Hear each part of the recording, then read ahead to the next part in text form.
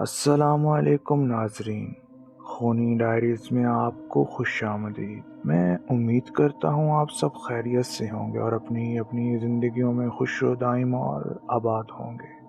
چلتے ہیں آج کی ہارر سٹوری کی طرف، جس کا عنوان ہے آسیبی مکان۔ شروع کرنے سے پہلے جن دوستوں نے ابھی تک چینل کو سبسکرائب نہیں کیا، سبسکرائب کر دیں اور بیل آئیکن کو دبا دیں۔ میں اپنے پستول کو بے اثر ہوتے اپنی آنکھوں سے دیکھ چکا تھا۔ بھلا ان شیطانی قوتوں سے ٹکرانا مجھ جیسے عام آدمی کی بات کہاں تھی؟ اور پھر حقیقت یہ تھی کہ اب نہ مجھ میں ہمت تھی نہ حوصلہ کہ میں اپنے بچاؤ کے لیے کچھ کر سکتا۔ میں ان بلاؤں میں مکمل طور پر گرفتار ہو چکا تھا۔ ایک بار تو جی میں آیا کہ پچھلے سمت کی کھڑکی کھول کر نیچے چھلانگ لگا دوں، چاہے ہاتھ پیر ہی کیوں نہ ٹوٹ جائیں، مگر جان بڑی پیاری ہوتی ہے۔ میں کوشش کے باوجود ایسا نہ کر سکا۔ اتنا میں جانتا تھا کہ 25-30 فٹ نیچے کودنا اور پھر ہاتھ پیروں کا سلامت رہ جانا بے حد مشکل ہے۔ اگر میں ایسا کرتا تو پھر ساری عمر معذوری کی زندگی بسر کرنا پڑتی، اور پھر یہ بھی ممکن تھا کہ نیچے کودنے اور ہاتھ پاؤں ٹوٹنے کے بعد اگر وہ آدم خور بلہ یا سانپ یا وہ سرکٹی عورت مجھے پکڑ سکتی تو نہ میں بھاگ سکتا، نہ ہی مقابلہ کرنا میرے بس میں ہوتا۔ لہٰذا میں نیچے کودنے کی ہمت نہ کر سکا۔ میری حالت ابھی تک خراب تھی۔ دل دھڑک رہا تھا، دماغ سنسنا رہا تھا اور بدن کانپ رہا تھا۔ میری حالت اس وقت اس چوہے جیسی تھی جس کی چاروں طرف خونخوار بلیاں کھڑی غرا رہی ہو۔ اس آسیب زدہ عمارت میں میرا ایک ایک پل کانٹوں پر بسر ہو رہا تھا اور مجھے کسی پل قرار نہیں آ رہا تھا۔ حیران یہ دھڑکا لگا ہوا تھا کہ کہیں شیطانی روح اور وہ خونخوار بلہ یہاں بھی نہ آ پہنچے۔ ادھر مکھیوں کی بن بناہٹ ابھی تک جسم میں سنسنی پیدا کر رہی تھی، کیونکہ وہ آدم خور مکھیاں اگر مجھ پر آ چمٹیں تو دنیا کی کوئی طاقت مجھے ان سے نجات نہیں دلا سکتی تھی۔ ادھر بدبو نے الگ ناک میں دم کر رکھا تھا۔ میرے چاروں طرف موت ہی موت تھی، جبکہ زندگی کا دور دور تک پتہ نہ تھا۔ مصیبت کے ایسے لمحات میں ہر انسان کو خدا ہی یاد آتا ہے۔ خود غرض انسان کو جب کوئی فکر نہیں ہوتی تو وہ بھول کر بھی خدا کو یاد نہیں کرتا، مگر جب اس پر برا وقت آتا ہے اور وہ مصیبت میں مبتلا ہو جاتا ہے تو پھر اسے کڑے وقت میں خدا ہی یاد آتا ہے۔ یہی حال اس وقت میرا بھی تھا۔ ایسے ہولناک حالات میں پھنس کر جب میں زندگی سے مایوس ہو گیا تو بے اختیار مجھے خدا یاد آیا۔ لہٰذا میں نہایت خوش و خضوع کے ساتھ اللہ سے پناہ مانگنے لگا کہ مجھے ان شیطانوں سے بچائے اور اپنی امان میں رکھے۔ اس سے اتنا فائدہ ضرور ہوا کہ میری وحشت میں کچھ کمی آ گئی۔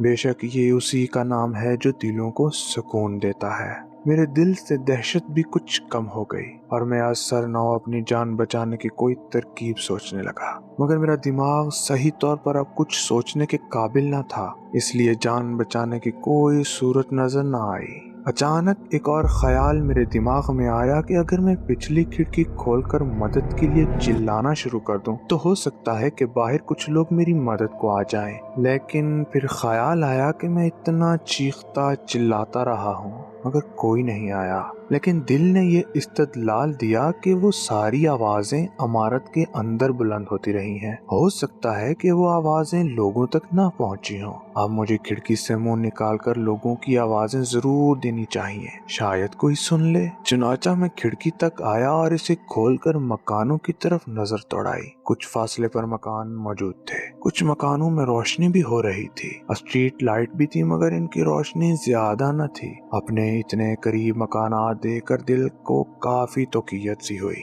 پھر میں نے اللہ کا نام لے کر آوازیں دینا شروع کی، بچاؤ بچاؤ، ارے کوئی ہے، مجھے بچاؤ، خدا کے لیے مجھے ان بلاؤں سے بچاؤ۔ میری تیز چیخیں رات کے بے قرار سناٹے میں دور دور تک گونجتی رہیں۔ مجھے یقین ہے کہ میری آواز رات کی خاموشی میں کم از کم 200-250 قدموں تک ضرور پہنچ رہی ہوں گی۔ لیکن اس وقت میری حیرت اور خوف کی حد نہ رہی جب چیخ چیخ کر میرا گلا سوکھ گیا مگر کوئی میری مدد کو نہ آیا، جبکہ قریب ترین مکان فقط 20 قدم کے فاصلے پر تھا۔ یہ سید علی جان شاہ کا مکان تھا۔ اس کے مکان میں لگا ہوا علم جس میں رنگین کمکمے لگے ہوئے تھے میرے سامنے تھا۔ اس کے بعد دوسرے مکانات دور دور تک پھیلتے چلے گئے تھے۔ بہت دور مشہور و معروف بادشاہی مسجد کے بلند مینار اور قریب ہی یادگار پاکستان بھی نظر آ رہا تھا۔ اس کی روشنیاں صاف دکھائی دے رہی تھی۔ میں نے کچھ دیر انتظار کیا لیکن نہ لوگوں کے دروازے کھلے نہ ہی چوکیدار آیا۔ اب میں بری طرح خوف زدہ ہو گیا۔ یہ ناممکن تھا کہ اتنے قریب سے لوگ میری آواز نہ سن سکے۔ ایسی بات بھی نہ تھی کہ لوگ میری آواز سن کر بھی باہر نہ آتے، کیونکہ مجھے یاد تھا کہ چوکیدار کی آواز سن کر بہت سے لوگ اپنے گھروں سے نکل آئے تھے، بلکہ سب نے میرا تعاقب بھی کیا تھا۔ میں نے اپنا سر تھام لیا۔ اب اس بات میں شک و شبہ کی کوئی گنجائش ہی نہ تھی کہ میری آواز وہاں تک پہنچ ہی نہیں رہی ہے۔ یا اللہ، اب میں کیا کروں، کہاں جاؤں؟ میں نے خود کو اتنا بے صد و پاک کبھی محسوس نہیں کیا تھا جتنا اس وقت کر رہا تھا۔ بے بسی کے شدید احساس سے میری آنکھوں میں آنسو آ گئے اور میں بے دم ہو کر ایک کرسی پر گر گیا۔ اب میں نے خود کو حالات کے رحم و کرم پر چھوڑ دیا۔ ادھر شدید بدبو نے میرا دماغ ہلا کر رکھ دیا تھا۔ آہستہ آہستہ میرے ہوش و حواس میرا ساتھ چھوڑنے لگے۔ اچانک ایک اور خیال میرے ذہن میں آیا اور میں اچھل کر اپنی جگہ کھڑا ہو گیا۔ مجھے یاد آیا کہ جب میں اس منحوس مکان میں داخل ہوا تھا اور اندر پہنچ کر میں نے دیکھا تھا کہ 2 زینے مجھے نظر آئے تھے، ایک دائیں جانب تھا اور ایک بائیں جانب۔ میں بائیں طرف والے زینے سے چڑھ کر اوپر آیا تو پہلے کمرے تک پہنچا۔ اس کا مطلب ہے کہ دائیں طرف زینہ چوتھے کمرے تک پہنچتا ہوگا، لیکن مشکل یہ تھی کہ چوتھے کمرے میں وہ بھیانک لاش چھت سے لٹکی ہوئی تھی جس پر ہزاروں لاکھوں آدم خور مکھیاں چمٹی ہوئی تھی، جن کے بن بناہٹ کی خوفناک آواز اعصاب کو ابھی تک جھنجھوڑ رہی تھی۔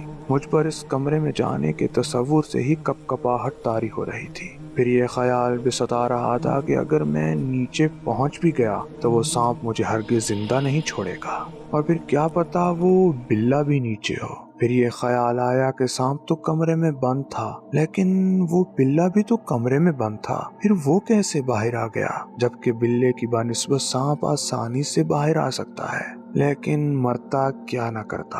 بالآخر میں نے اپنی زندگی کو داؤ پر لگانے کا فیصلہ کر لیا۔ جس دوہرے تہرے عذاب میں یہاں گرفتار تھا، کم از کم مجھے اس سے تو نجات ملے گی۔ پھر اگر زندگی نہ صحیح موت ہی صحیح، کم از کم اس جان لیوا صورتحال اور دماغ پاش بدبو سے تو جان چھوٹے گی۔ یہ سوچتے ہی میں نے فیصلہ کر لیا کہ اب چاہے موت بھی کیوں نہ آئے لیکن رہائی کی آخری کوشش ضرور کروں گا۔ یہی سوچ کر میں اس کھلے ہوئے دروازے کے قریب آیا جو چوتھے کمرے میں جاتا تھا۔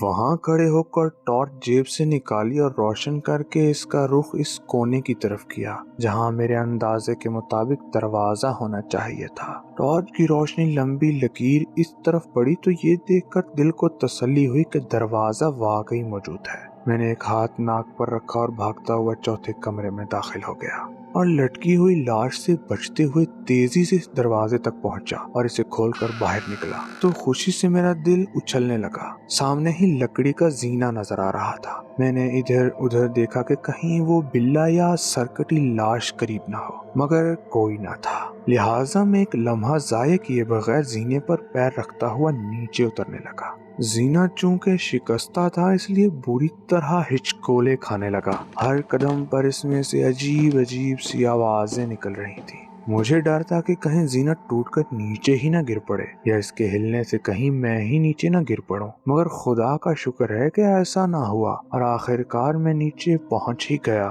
جلتی ہوئی ٹارچ میرے ہاتھ میں تھی، لیکن نیچے پہنچ کر جو ہی میں نے ٹارچ کی روشنی راہداری کی طرف ڈالی، مجھ پر جیسے بجلی سی گر پڑی۔ راہداری کے درمیان میں وہی سیاہ ناگ زمین سے 3 فٹ اوپر اپنا خوفناک پن اٹھائے جھوم رہا تھا۔ جس بات کا مجھے ڈر تھا آخر وہی بات ہوئی۔ وہ بار بار اپنی زبان جو 6 انچ کے قریب لمبی تھی باہر نکال رہا تھا۔ میرے قدم زمین میں گڑ کر رہ گئے اور جسم جیسے پتھر کا ہو گیا۔ اس خوفناک آفریت کو باہر جانے والے واحد راستے پر موجود دیکھ کر میری رہی سہی ہمت بھی ٹوٹ گئی۔ اس وقت خون کا دباؤ جیسے میری کن پٹیاں پھاڑنے لگا۔ اس کی آنکھوں میں ایسی مقناطیسی قوت تھی کہ میرا ذہن جیسے اندھیرے میں ڈوبنے لگا۔ موت کو اتنے قریب پا کر میری ہر حس بیدار ہو چکی تھی۔ جسم کے سارے مساموں نے پسینہ اگل دیا تھا۔ میرے حواس جواب دینے لگے تھے کہ اسی وقت فضا میں ایک ہیبت ناک کہکا گونجا اور مکان کے در و دیوار تھر تھر کانپنے لگے۔ آواز میرے پیچھے زینے کی طرف سے آئی تھی۔ میں نے بے اختیار سر گھما کر زینے کی طرف دیکھا تو دہشت سے میرا سارا وجود لرز کر رہ گیا۔ زینے کے اوپر آخری سیڑھی پر وہی عورت کی ہیبت ناک سرکٹی لاش کھڑی تھی۔ اس کا سر اس وقت بھی اس کے ہاتھ میں دبا ہوا تھا اور اس سرکٹی شیطانی لاش کے برابر ہی وہ آدم خور خونخوار بلّا کھڑا اپنی خوفناک آنکھوں سے مجھے گھور رہا تھا۔ اس کی آنکھیں دہکتے انگاروں کی مانند روشن تھیں جن میں قہر و غضب کے کونڈے لپک رہے تھے۔ میرے حلق سے کربناک چیخ نکلی اور میرے ہاتھ سے ٹارچ چھوٹ گئی۔ میں نے ٹارچ اٹھائی تو میری نظر سامنے پڑی۔ مجھ سے صرف 3 فٹ کے فاصلے پر وہی خطرناک سانپ تھا جو تیزی سے میری طرف بڑھ رہا تھا۔ مجھے غافل پا کر نہ جانے کب وہ اپنی جگہ چھوڑ کر میری طرف بڑھا تھا۔ اگر میرے ہاتھ سے ٹارچ نہ گرتی تو وہ خوفناک سانپ بے خبری میں مجھے ڈس لیتا۔ اب موت مجھ سے فقط 1 فٹ کے فاصلے پر تھی کہ اسی لمحے پیچھے سے بلے کی خوفناک غراہٹ سنائی دی۔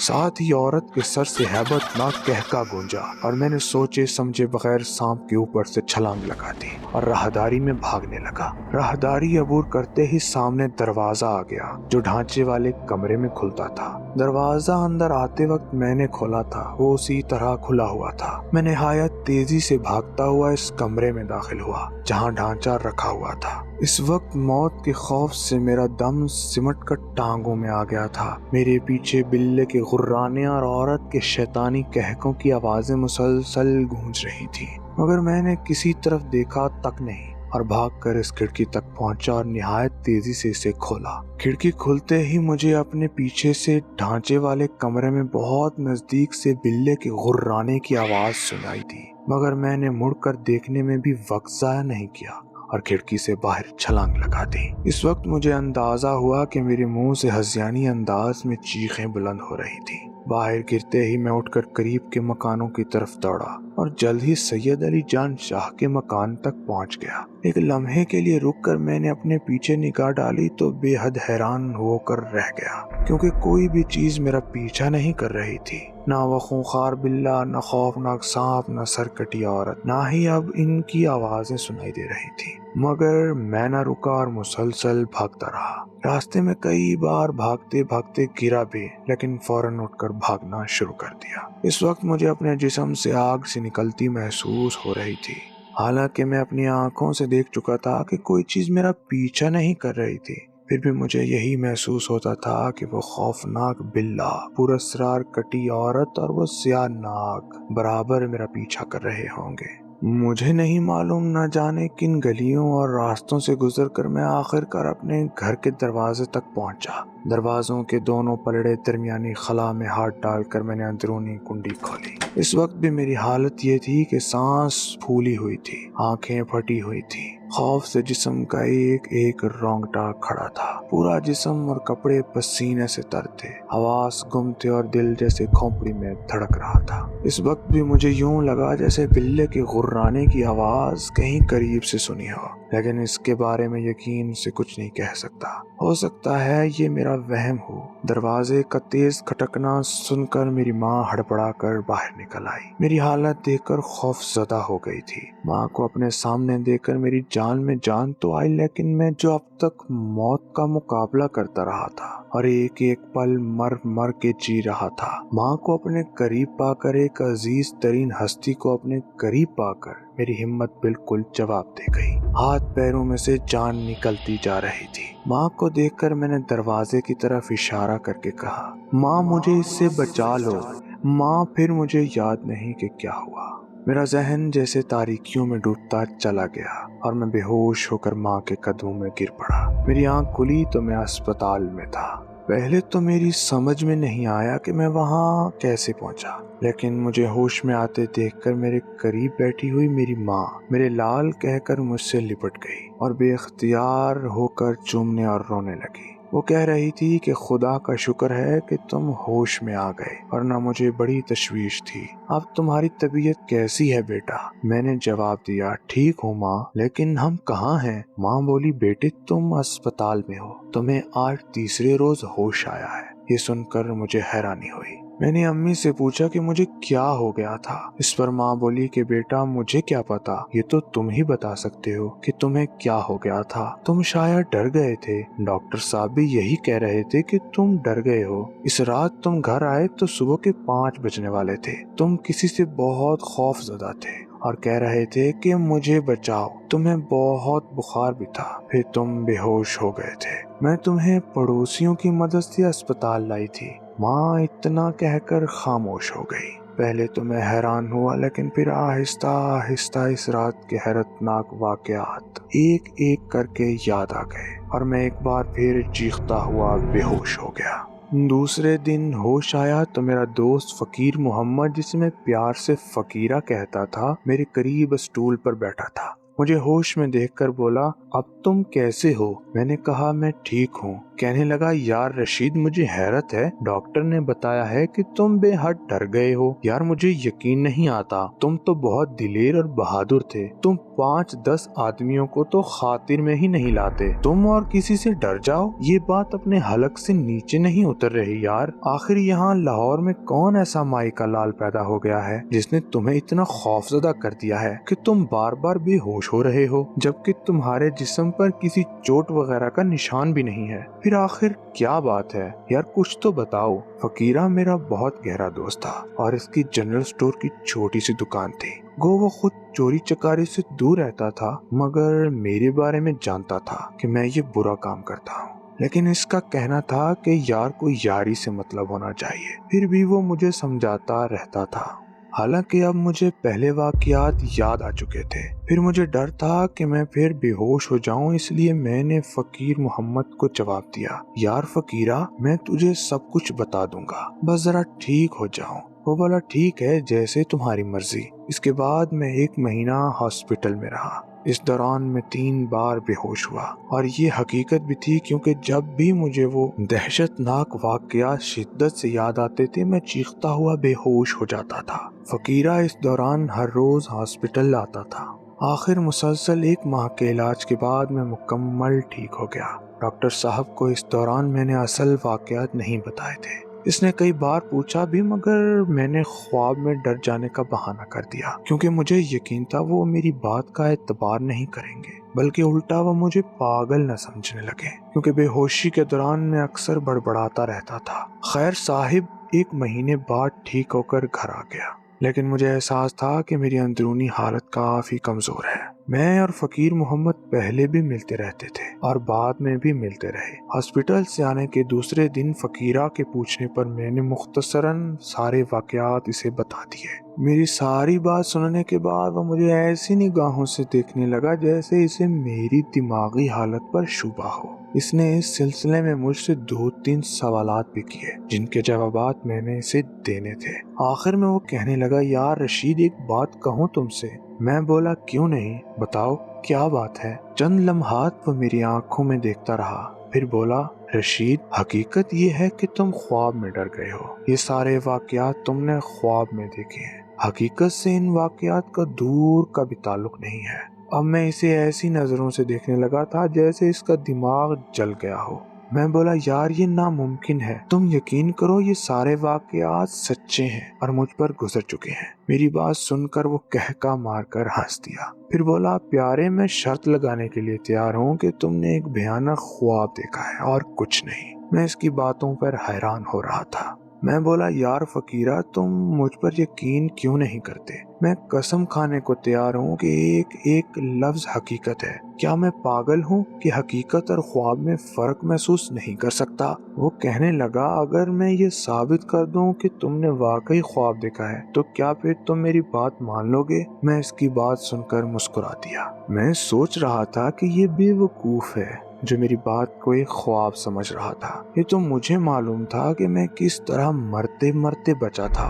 مجھے اب تک وہ چیتے کی مانند قد آور خونخوار سیاہ بلہ اور 20 فٹ لمبا خوفناک سیاہ ناگ اور سب سے بڑھ کر وہ بھیانک سرکٹی لاش اچھی طرح یاد تھی۔ ان سے میں نے جان پر کھیل کر اپنی جان بچائی تھی۔ اس حیرت ناک، عجیب اور خطرناک واقعے کو تو میں زندگی بھر بھلا نہیں سکتا تھا۔ ویسے اس واقعے پر مجھے بھی حیرت تھی کہ اس خوفناک مکان کے باہر کسی نے میرا پیچھا نہیں کیا تھا، لیکن مجھ پر گزرا ہوا ایک ایک واقعہ بہرحال 100% سچا تھا۔ اس کا ثبوت میری ماں کا یہ بیان بھی تھا کہ اس رات جب میں گھر آیا تو حد سے زیادہ خوف زدہ تھا اور گھر پہنچتے ہی بے ہوش ہو گیا تھا، اور پھر فقیرہ خود اس بات کا شاہد تھا کہ اسپتال میں مجھ پر کیا گزرتی تھی، جہاں میں 4-5 بار بے ہوش ہو چکا تھا۔ کیا اتنا ڈر اور خوف صرف خواب کی وجہ سے تھا، جبکہ فقیرہ کہہ رہا تھا کہ میں نے خواب دیکھا تھا؟ اب بھلا کس طرح میں یہ یقین کرتا کہ وہ سب کچھ واقعی ایک خواب تھا؟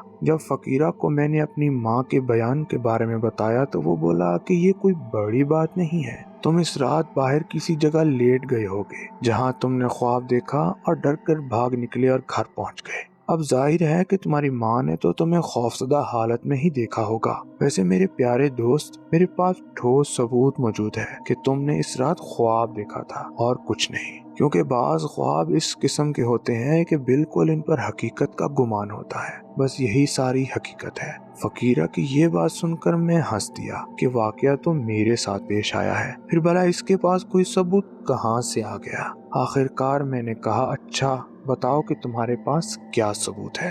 فقیرہ کہنے لگا، تو سنو میرے پیارے دوست، دل تھام کر سنو۔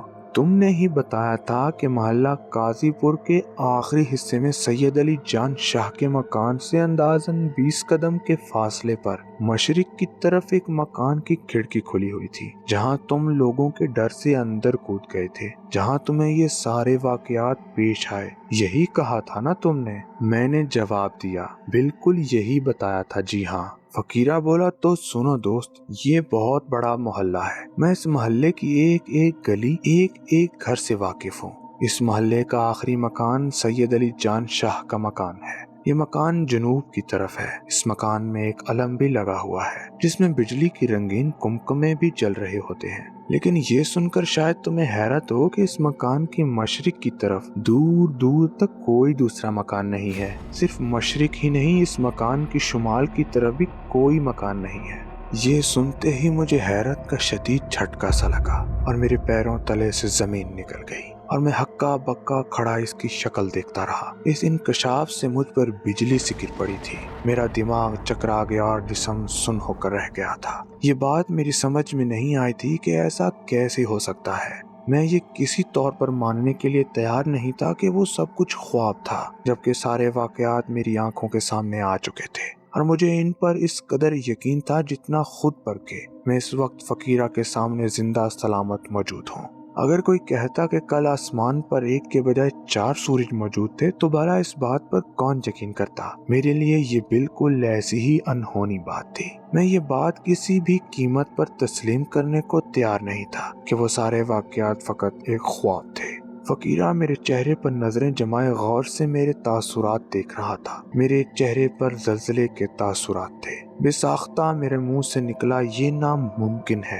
ایسا کبھی نہیں ہو سکتا۔ فقیرہ ایک کہکا مار کر ہنس دیا اور بولا، مجھے پہلے ہی یقین تھا میرے دوست کہ تم نے کوئی بھیانک خواب دیکھا ہے، کیونکہ کئی خواب اس قسم کے ہوتے ہیں کہ بالکل حقیقت کی طرح لگتے ہیں، اور انسان کو یہ یقین نہیں آتا کہ یہ کوئی خواب تھا، اور پھر تمہاری یہ بات مان بھی لی جائے کہ تم نے خواب نہیں حقیقت دیکھی تھی، تو تم ہی خود بتاؤ کہ ایسا کیسے ہو سکتا ہے کہ کوئی عورت جس کا سر ہی نہیں تھا وہ پھر بھی ادھر ادھر گھوم رہی تھی۔ اس بات کو تو میں تو کیا دنیا کا کوئی بھی ہوش مند انسان تسلیم نہیں کر سکتا، کیونکہ گردن کٹ جانے کے بعد دنیا کا کوئی جاندار بھی زندہ نہیں رہ سکتا۔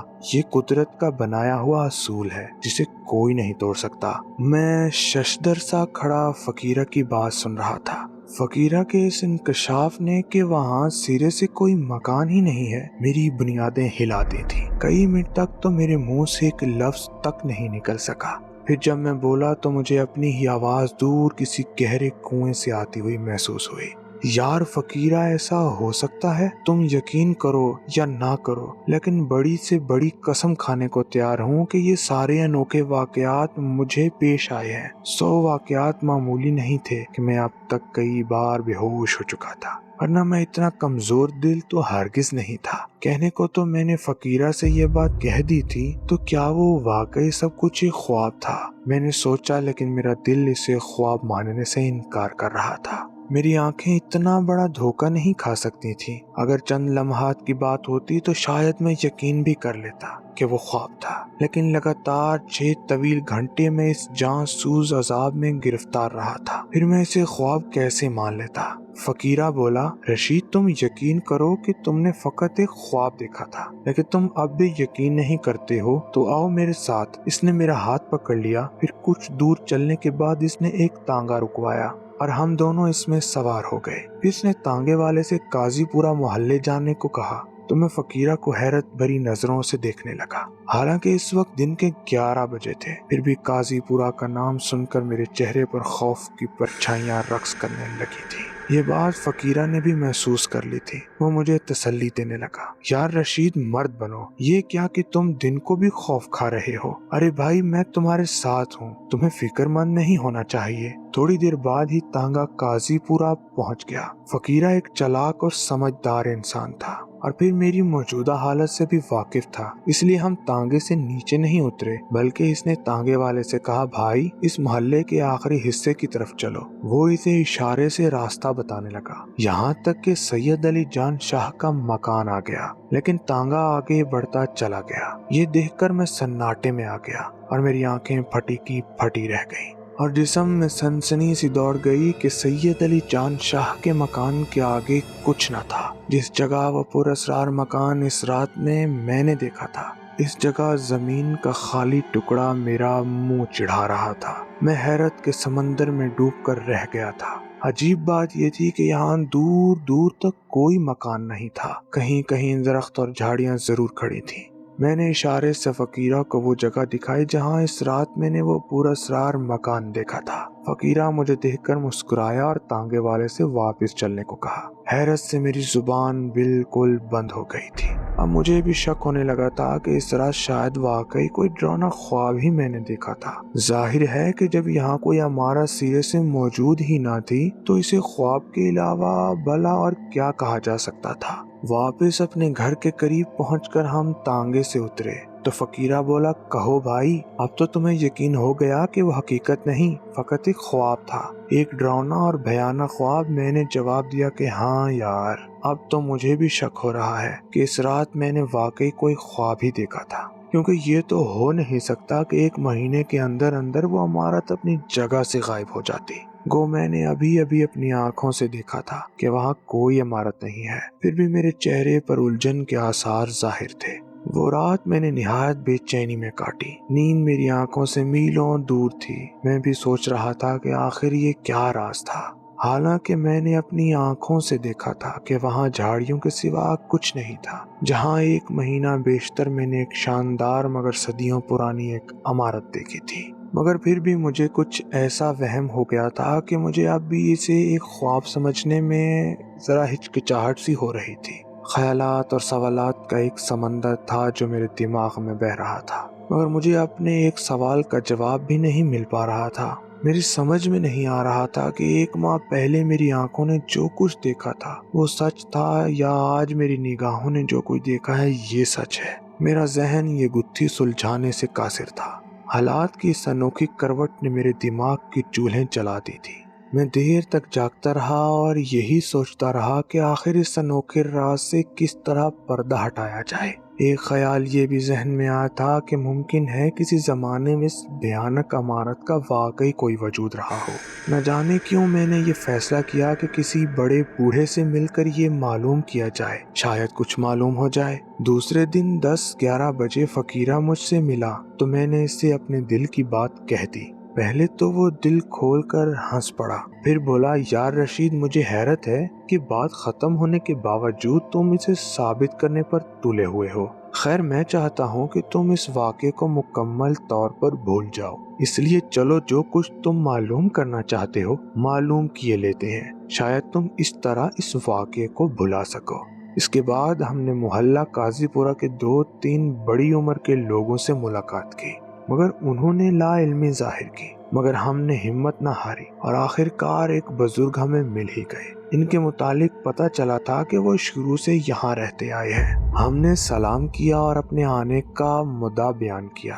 ہم نے ان کی عمر پوچھی تو انہوں نے بتایا کہ میری عمر تقریباً 80 برس ہے۔ ہمارے استفسار پر انہوں نے بتایا کہ جب میری عمر 10-11 سال تھی تو ہم لوگ دہلی سے یہاں آ کر آباد ہوئے تھے۔ ان دنوں یہ محلہ نیا نیا آباد ہو رہا تھا، صرف چند گھرانے ہی یہاں رہتے تھے۔ ہم نے بھی اپنا ایک کچا مکان یہاں بنایا اور رہنے لگے۔ ان دنوں یہاں سے کوئی 3-4 فرلانگ کے فاصلے پر ایک ویران عمارت موجود تھی جو ایک عرصے سے خالی تھی۔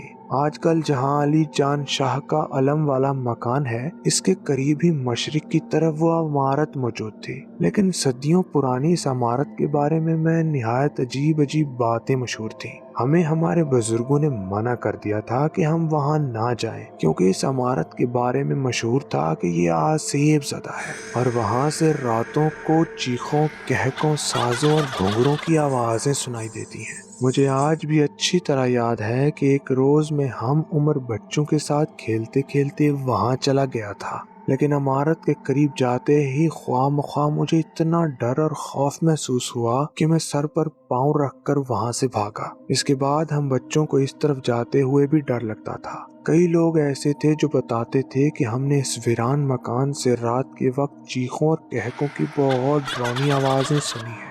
اس مکان کے بارے میں ایسی خوفناک باتیں مشہور تھیں کہ لوگ دن کے وقت بھی وہاں جاتے ہوئے ڈرتے تھے۔ ایک رات ہم لوگ سوئے ہوئے تھے کہ ہم نے دھماکے کی آواز سنی۔ تب صبح ہمیں پتہ چلا کہ وہ ویران عمارت گر چکی ہے۔ ان دنوں یہ محلہ تیزی سے آباد ہو رہا تھا۔ کچھ عرصے تک تو اس عمارت کا کھنڈر اور ملبہ یوں ہی پڑا رہا، لیکن پھر آہستہ آہستہ لوگ اپنے اپنے گھر بنانے کے لیے وہاں سے مٹی اور اینٹیں اٹھانے لگے، اور ایک روز اس کھنڈر کا نام و نشان بھی باقی نہ رہا۔ لوگوں کو وہاں سے ٹوٹا ہوا فرنیچر بھی ملا، جن میں چند ایک چیزیں سالم بھی تھیں۔ ہاں، ان دنوں ہم نے یہ بات بھی سنی تھی کہ اس مکان کے کھنڈر سے 2 انسانی ڈھانچے بھی ملے اور ایک چیتے کا ڈھانچہ بھی ملا تھا، مگر کچھ لوگوں کا کہنا تھا کہ وہ کسی بہت بڑی بلی کا ڈھانچہ ہے۔ خدا جانے حقیقت کیا تھی، لیکن ہم نے یہ بھی سنا تھا کہ کچھ لوگوں کو وہاں سے سونے کے شمع دان بھی ملے تھے۔ پھر تو سونے کی لالچ میں لوگ ان کھنڈروں کی مٹی تک اٹھا کر لے گئے اور وہاں کچھ بھی نہ رہا۔ بڑے میاں سے باتیں کر کے ہم لوگ واپس چلے آئے اور راستے میں فقیرہ نے کہا، یار رشید، بڑی عجیب بات ہے کہ تمہیں خواب میں ایسی چیزیں دکھائی دی ہیں جو واقعی کسی زمانے میں موجود تھیں۔ اس کے بعد بھی ہم بہت دیر تک اس موضوع پر گفتگو کرتے رہے۔ حقیقت یہ ہے کہ بڑے میاں کی بات نے فقیرہ کو چکرا دیا تھا، لیکن میرا دماغ اور بھی الجھ کر رہ گیا تھا۔ مگر بہت سر کھپانے کے بعد اب مجھے بھی یقین ہو چلا تھا کہ واقعی میں نے خواب ہی دیکھا ہے۔ اس روز مجھے اسپتال سے آئے ہوئے 5واں دن تھا کہ دوپہر کو امی نے مجھ سے پوچھا کہ رشیدے، ایک بات پوچھوں، سچ بتاؤ گے؟ میں نے کہا ضرور امی، پوچھو کیا بات ہے؟ ماں بولی، سچ بتانا، تم اتنا سارا روپیہ اور زیور کہاں سے لائے ہو؟ یہ بات سن کر میں سن سا ہو گیا اور حیرت سے امی کا منہ تکنے لگا۔ حقیقت یہ ہے کہ مجھے جو حیرت ناک واقعات پیش آئے تھے انہوں نے مجھے اس قدر چکرا دیا تھا کہ ایک لمحے کو بھی مجھے چوری کے مال کا خیال نہیں آیا تھا۔ ان پراسرار واقعات نے میرے ذہن کو اتنا الجھا دیا تھا کہ اس طرف میرا دھیان ہی نہیں گیا تھا۔ اب مجھے یاد آیا کہ میں 1 مہینہ اسپتال میں رہا تھا، تو میرا اسپتال کا خرچ، دواؤں کے پیسے اور ڈاکٹر کی فیس کہاں سے آئی تھی؟ جو امی نے پوچھا تو مجھے یاد آ گیا کہ میں نے بہت سا روپیہ، انعامی بانڈ اور کچھ زیورات چوری کیے تھے۔ فقوع والے روز بھی میں گھر آتے ہی بے ہوش ہو گیا تھا۔ شاید اسی وقت امی نے میرا سامان نکال کر کہیں رکھ دیا تھا اور میرا اس طرف ذہن ہی نہیں گیا تھا۔ امی نے پھر پوچھا، تم جواب کیوں نہیں دیتے؟ چپ کیوں ہو؟ ادھر میرا ذہن پھر چکرا کر رہ گیا تھا۔ اس کا مطلب تھا کہ وہ خواب نہیں تھا، میں نے واقعی چوری کی تھی۔ لوگ میرے پیچھے لگے تھے اور میں بھاگتا ہوئے اس عمارت میں جا چھپا تھا۔ یہ چوری کا مال اس بات کا ثبوت تھا کہ اس رات میں نے خواب نہیں دیکھا تھا۔ حیرت سے میری زبان مکمل طور پر بند ہو گئی تھی۔ میں نے بامشکل امی سے بہانہ بنایا کہ وہ سامان میرے ایک دوست نے کچھ عرصے کے لیے رکھ دیا تھا کہ وہ پھر واپس لے لے گا۔ امی بولی صاف کیوں نہیں کہتے کہ تو نے چوری کی ہے؟ میں نے ڈھٹائی سے جواب دیا نہیں امی، میں نے چوری نہیں کی، وہ سامان میرے ایک دوست کی امانت ہے۔ امی بولی نہیں، خوب جانتی ہوں، پہلے مجھے شک تھا مگر اب یقین ہو گیا ہے کہ تم ضرور کہیں چوری کرنے جاتے ہو، ورنہ راتوں کو یہ چوروں کی طرح کالے کپڑے پہن کر اور پستول لے کر کہاں عبادت کرنے جاتے ہو؟ غرض ماں نے مجھے بہت برا بھلا کہا اور سارا سامان میرے سامنے لا کر پھینک دیا کہ جاؤ جس کا بھی ہو یہ سامان اسی کو جا کر دے آؤ۔ یہ کہہ کر میری ماں غصے میں بڑبڑاتی ہوئی اندر چلی گئی۔ میں نے سامان پر ایک نظر ڈالی تو اس بری طرح اچھل پڑا جیسے بچھو نے کاٹ لیا ہو۔ میرا دل تیزی سے دھک دھک کرنے لگا، پورا جسم پسینے سے تر ہو گیا، حواس معطل ہو کر رہ گئے، آنکھوں کے سامنے اندھیرا چھا گیا، ٹانگیں بری طرح کپ کپانے لگی اور میں بے اختیار زمین پر بیٹھتا چلا گیا۔ وہ چیز اتنی حیرت ناک تھی کہ مجھے اپنی بینائی پر شبہ ہونے لگا۔ میرے سامنے زیورات، بانڈ، روپیہ کے علاوہ وہ چمڑے کے کور میں لپٹی ہوئی وہ ڈائری بھی رکھی ہوئی تھی جو میں نے اس پراسرار مکان میں ڈھانچے والے کمرے سے اٹھائی تھی۔ ڈائری دیکھ کر میرے ہوش و حواس پر جیسی بجلی سی گر پڑی اور کچھ دیر تک دماغ نے کام کرنا بالکل ہی چھوڑ دیا۔ ڈائری کی موجودگی کا مطلب تھا کہ میں اس پراسرار مکان میں گیا تھا اور مجھ پر گزرنے والا ایک واقعہ حقیقت پر مبنی ہے۔ لیکن پھر وہ مکان کہاں گیا؟ اگر وہ ایک خواب تھا تو پھر یہ ڈائری کہاں سے آئی؟ کچھ دیر بعد جب میں شوق سے سنبھلا تو میں نے روبوٹ کی طرح ساری چیزیں اور وہ پراسرار ڈائری اٹھا لی اور اپنے کمرے میں آ کر دروازہ اندر سے بند کر لیا۔ میرا دوست فقیرہ کہہ رہا تھا کہ میں نے ڈراؤنا خواب دیکھا ہے، جبکہ ڈائری ایک ایسا ناقابل تردید اور ٹھوس ثبوت تھا کہ اسے دنیا کا کوئی انسان جھٹلا نہیں سکتا تھا۔ دل تو چاہا کہ اسی وقت بھاگتا ہوا جاؤں اور فقیرہ کو وہ ڈائری دکھا کر پوچھوں کہ اب بتاؤ وہ خواب تھا یا حقیقت، لیکن میں نے سوچا کہ اسے پڑھنا چاہیے پہلے کہ حقیقت کیا ہے۔ چنانچہ میں نے باقی چیزیں اپنی صندوق میں بند کر دی اور اپنے بستر سے بیٹھ کر ڈائری پڑھنے لگا۔ ڈائری کی تحریر اردو تھی، لیکن اوراق اتنے بہت سیدھا ہو چکے تھے کہ ذرا سا زور پڑنے پر پھٹنے لگتے تھے۔ گو الفاظ ایک عرصہ گزر جانے کے باعث کافی دھندلے پڑ گئے تھے، مگر چونکہ لکھائی موٹے الفاظ میں تھی اس لیے مجھے پڑھنے میں کوئی خاص دقت نہیں ہوئی۔ ڈائری میں ترتیب وار تاریخ اور سن وغیرہ تھے جو ہاتھ سے لکھے ہوئے تھے۔ جوں میں اسے پڑھتا گیا حیرت سے میری آنکھیں پھیلتی چلی گئیں اور ایک بار پھر میرا دماغ چکرانے لگا۔ تمام دوستوں سے گزارش ہے کہ چینل کو سبسکرائب کر دیں، ویڈیو کو لائک کر دیں اور بیل آئیکن کو دبا دیں۔